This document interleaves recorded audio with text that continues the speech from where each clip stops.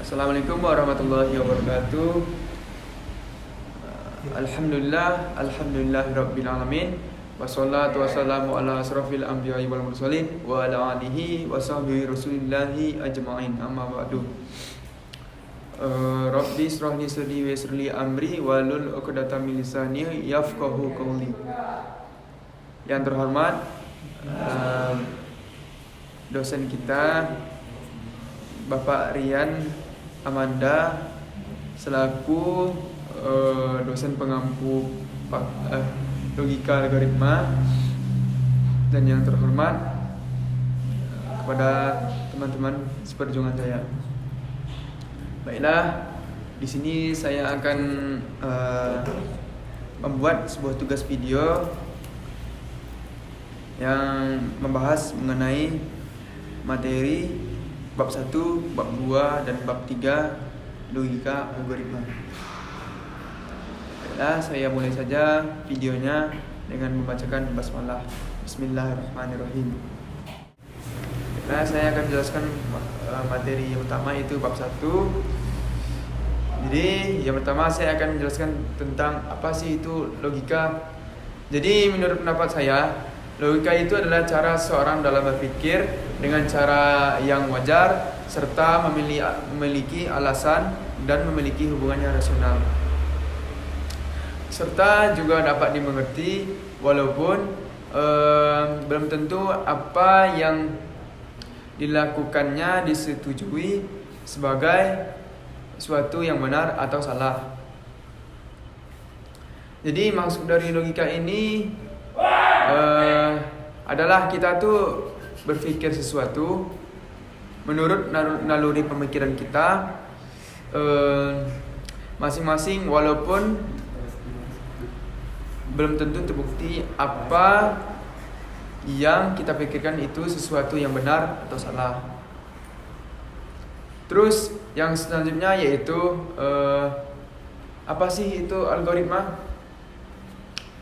Menurut saya, algoritma itu adalah cara dan urutan langkah atau tahapan yang diatur secara otomatis untuk menyelesaikan suatu kegiatan atau suatu permasalahan. Jadi maksud dari algoritma ini adalah cara-cara kita dalam melakukan sesuatu, apa yang kita buat. Dan pada prinsipnya algoritma ini sebuah proses dalam tiga tahapan, yaitu tahapan yang pertama masukan atau input, tahapan yang kedua yaitu proses, dan tahapannya yang ketiga yaitu tahapan keluaran atau output. Contoh dari algoritma dalam kehidupan sehari-hari, ketika kita sedang memasak nasi, maka kita dapat menyusun urutannya sebagai berikut ini. Yang pertama yaitu siapkan beras yang akan dimasak terlebih dahulu. Terus yang kedua yaitu masukkan beras ke dalam panci magicom. Yang ketiga, rendam dan cuci beras hingga bersih sampai tidak ada lagi kotoran yang melekat pada beras tersebut. Yang keempat yaitu setelah itu takarkan seberapa air untuk memasak nasi. Contohnya mungkin kalau pengen nasinya sebanyak 3 tekong, bisa ditambahkan airnya seukuran segini lah, seukuran telunjuk. Yang selanjutnya itu setelah itu lap sampai kering sekeliling panci magicom tersebut yang berisi beras agar tidak basah sewaktu dimasukkan ke magicom. Setelah itu masukkan panci tersebut ke dalam magicom dan masukkan nasi tersebut, dan tunggulah sekitar beberapa menit, mungkin sekitar 30-an menit. Dan selanjutnya nasi sudah siap untuk dihidangkan. Mungkin itu menurut algoritma kehidupan sehari-hari memasak nasi menurut saya. Secara sederhana, algoritma ini dapat kita gambarkan seperti di atas. algoritma masak nasi, di mana proses-proses yang kita kerjakan itu secara berurutan. Mulai dari inputan, masukkan beras ke dalam panci, dan memasukkan air untuk merendam beras dan mencucinya, kemudian dilanjutkan proses membersihkan beras sampai bersih, dan kemudian memasukkan beras tersebut ke dalam penanak nasi hingga menghasilkan outputan yang berupa nasi yang dapat dihidangkan. Maka secara normal proses memasak nasi dapat kita lakukan seperti langkah-langkah di atas. Namun terkadang ada keadaan-keadaan tertentu yang tidak semestinya, sehingga kita harus buat sesuatu pilihan atau suatu keputusan, atau biasa bahasa lainnya yaitu decision. Hal ini akan kita bahas di bab selanjutnya pada kriteria algoritma. Beberapa kriteria algoritma yang harus dimiliki oleh suatu algoritma sehingga dikatakan sebagai algoritma yang baik. Yang pertama adalah input. Suatu algoritma harus memiliki inputan baik 0 inputan ataupun lebih. Contohnya ketika kita ingin memasak nasi, inputannya tidak harus beras saja, bisa saja mau menambahkan bawang atau garam untuk menambahkan cita rasa baru pada nasi. Yang kedua yaitu output. Output harus dihasilkan oleh sebuah algoritma, karena akan menjadi sia-sia jika sebuah algoritma tidak menghasilkan keluaran atau outputan sama sekali. Contohnya kita ingin menghasilkan nasi yang bagus, tidak encer, maka kita harus menakarkan dengan baik seberapa air yang diperlukan untuk memasak nasi, agar nasi tersebut bisa masak dengan sempurna sesuai yang diharapkan. Yang ketiga yaitu finiteness.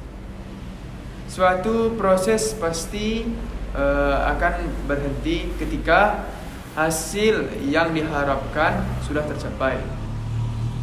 Contohnya ketika sudah selesai memasak nasi, maka selesai juga proses yang kita usahakan untuk memasak nasi.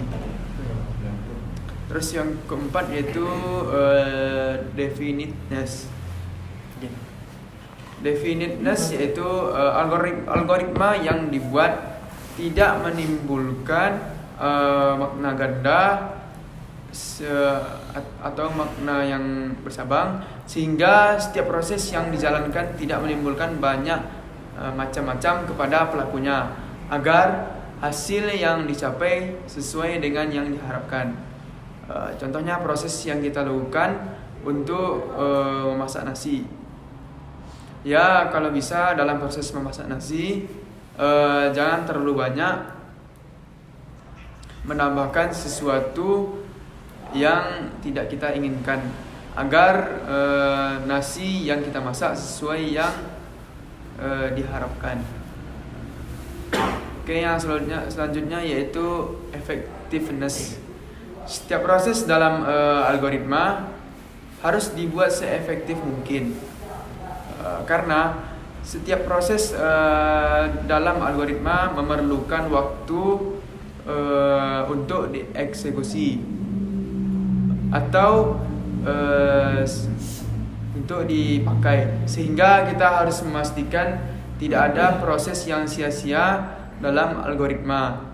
Contohnya ketika kita sedang memasak nasi, kita tidak lagi perlu menambahkan lagi sesuatu untuk mendapatkan untuk mendapatkan nasi yang sempurna. Dan yang selanjutnya yaitu struktur algoritma. Struktur algoritma ini terbagi menjadi 3. Yang pertama yaitu perulangan atau bahasa lainnya looping.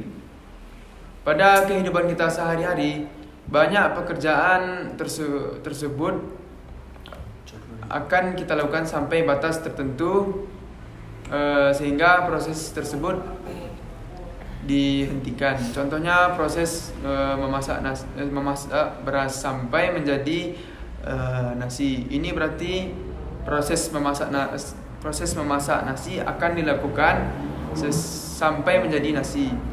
Terus yang kedua yaitu percabangan. Percabangan ini adalah proses pemilihan selanjutnya pada keadaan tertentu.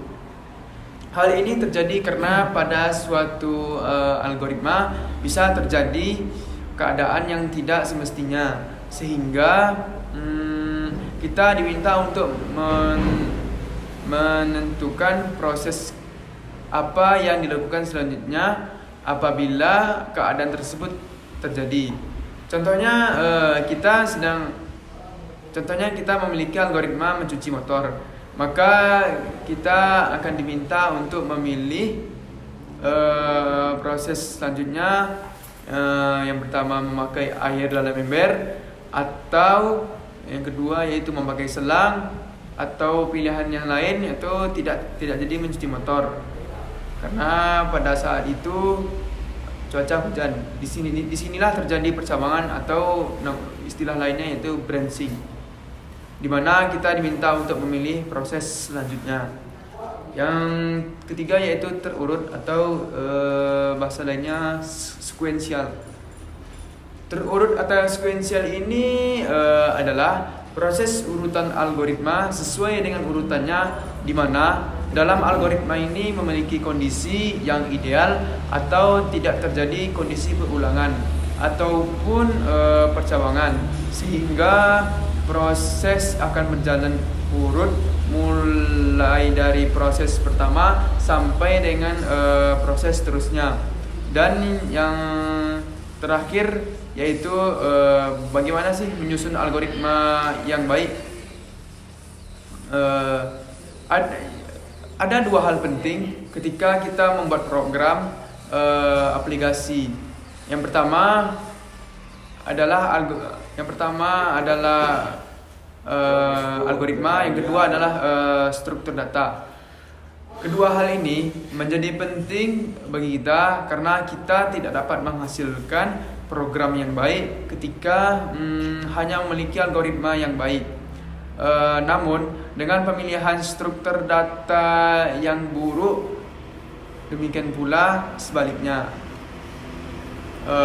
Jadi untuk membuat algoritma yang baik, kita harus benar-benar memahami dan dari bisnis prosesnya, dan mengidentifikasi segala kemungkinan yang dapat terjadi. Oke, mungkin sekian pembahasan dari materi bab 1. Kita akan melanjutkannya ke materi bab 2 dengan materi yaitu algoritma dalam bahasa pemrograman. Di materi selanjutnya adalah bab 2 dengan materi algoritma dalam pemrograman. Yang pertama yaitu bahasa pemrograman. Bahasa pemrograman ini yaitu bahasa yang digunakan untuk memberikan instruksi kepada perangkat keras agar dapat melakukan sesuai dengan apa yang diinstruksikan.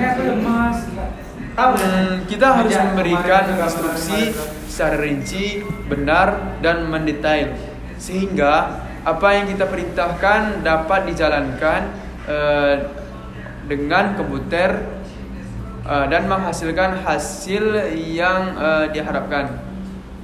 Selanjutnya yaitu jenis bahasa pemrograman. Dalam bahasa pemrograman ini dapat dikelompokkan menjadi 2 macam bahasa. Yang pertama berdasarkan tingkatannya. Yang pertama yaitu bahasa tingkat tinggi dan yang kedua bahasa tingkat rendah. Yang pertama yaitu bahasa tingkat tinggi, tingkat rendah, yaitu bahasa yang dirancang untuk langsung dapat dimengerti oleh mesin yang menganut kode biner 0 dan 1 tanpa melalui bahasa penerjemahnya.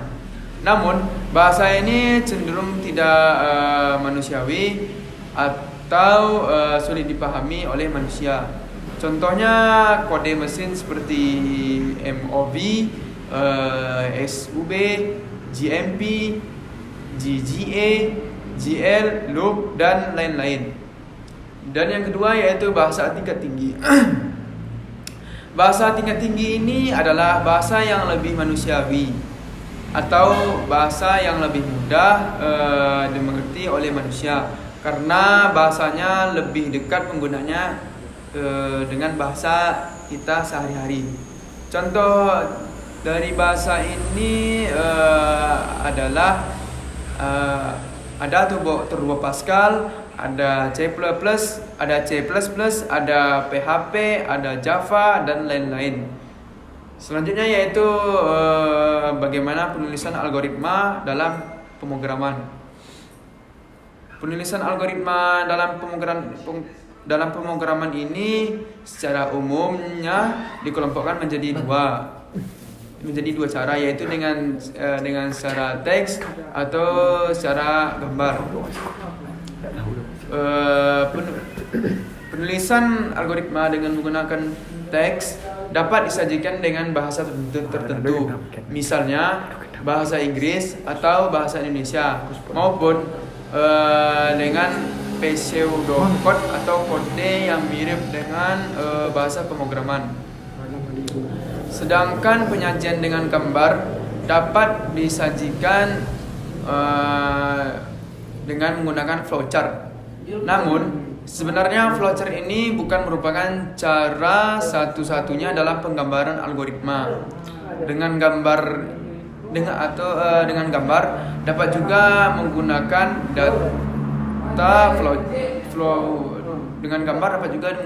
data seperti data flowgram, hypo maupun dengan struktur chart.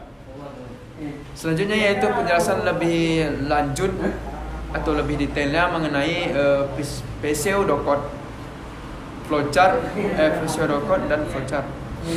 Yang pertama yaitu pseudocode.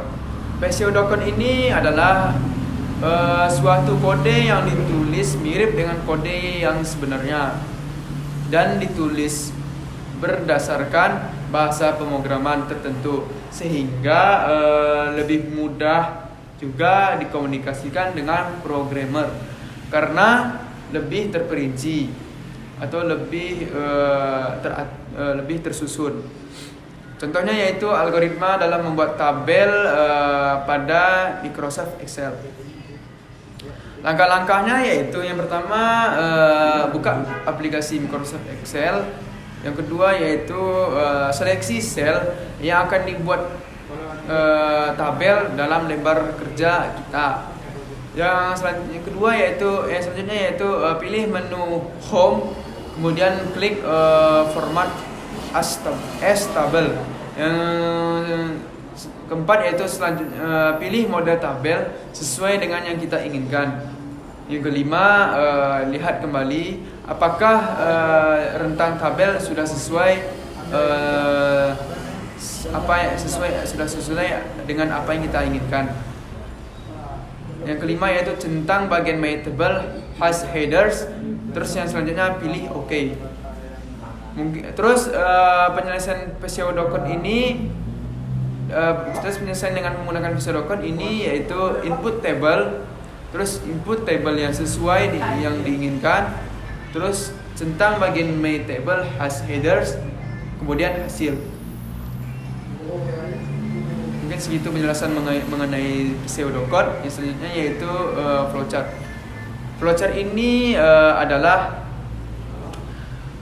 penggambaran algoritma dengan menggunakan media gambar atau simbol untuk menyelesaikan suatu permasalahan. Dengan menggambar suatu permasalahan menggunakan media flowchart, kita dapat mengkomunikasikan algoritma yang kita buat kepada seluruh tim pengembang, sehingga sistem yang dibangun dapat sesuai dengan apa yang diinginkan.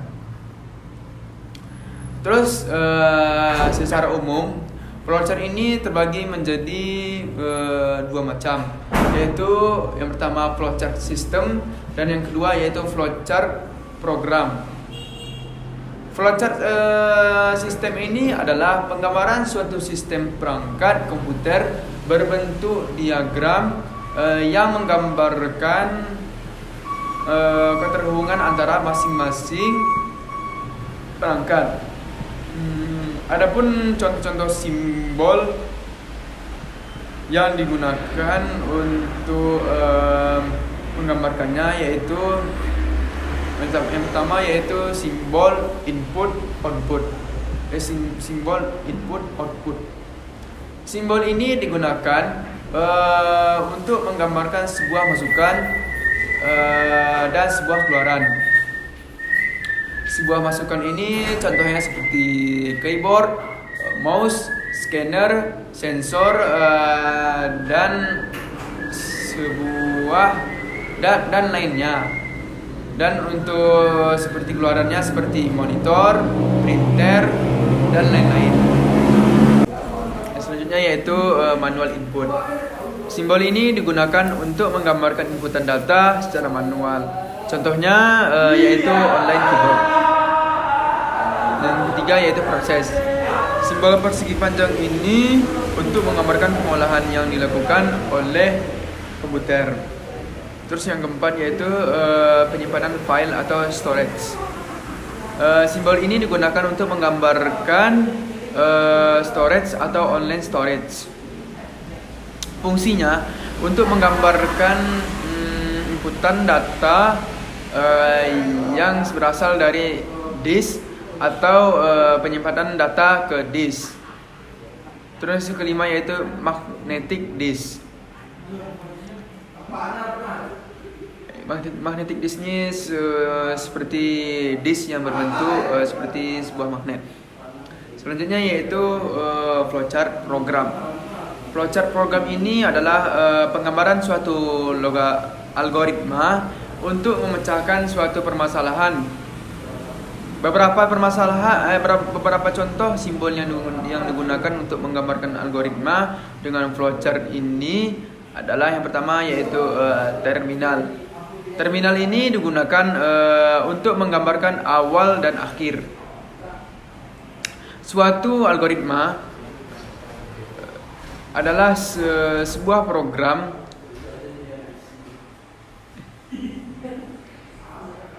yang kedua yaitu preparation. Simbol ini digunakan untuk memberikan nilai awal pada suatu variabel atau counter.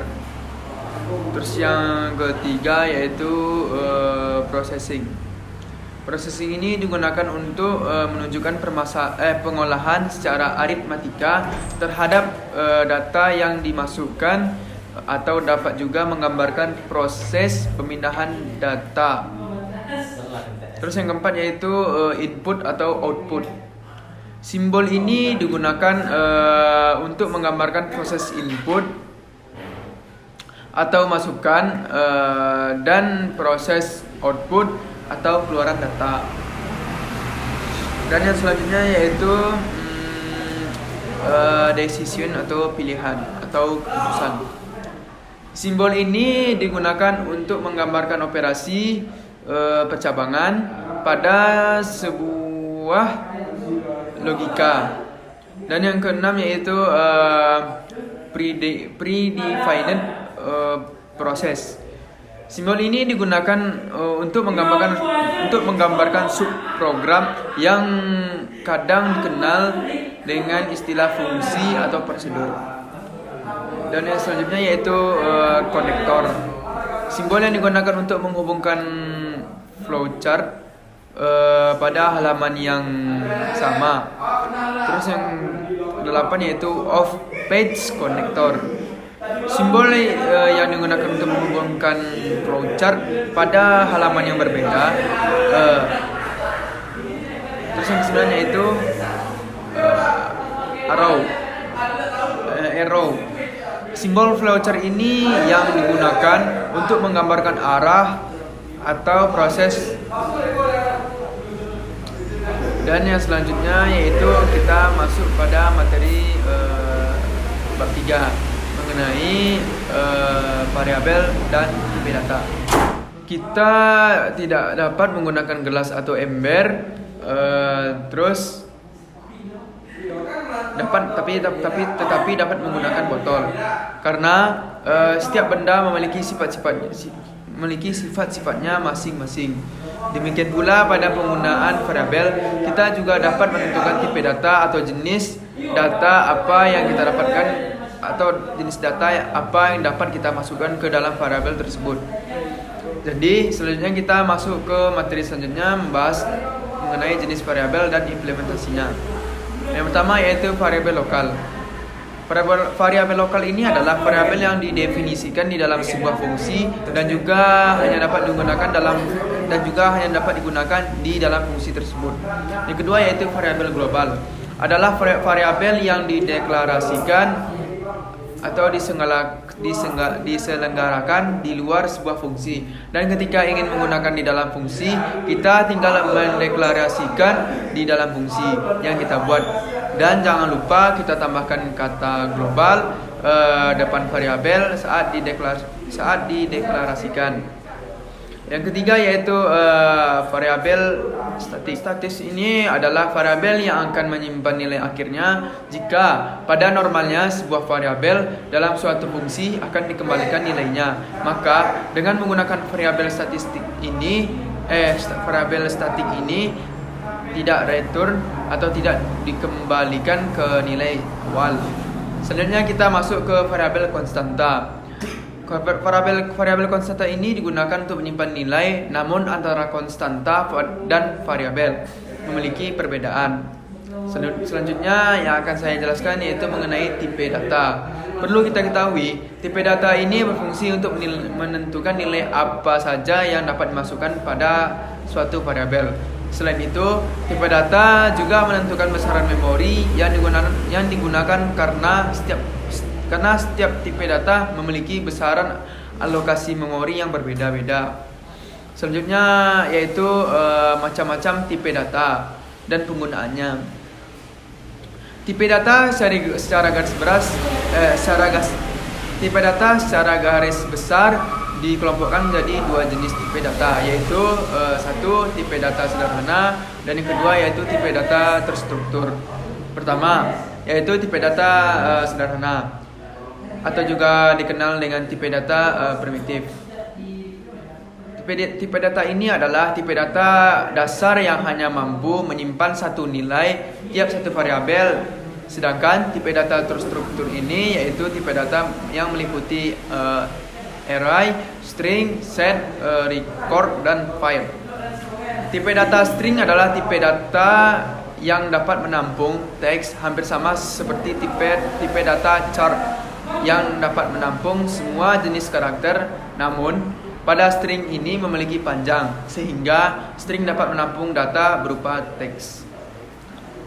Mungkin sekian saja materi tugas video yang dapat saya sampaikan, yang dapat saya ungkapkan. Mudah-mudahan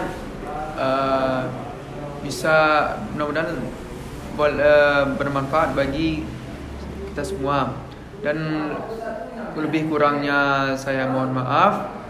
Saya tutup dengan wassalamualaikum warahmatullahi wabarakatuh dan terima kasih.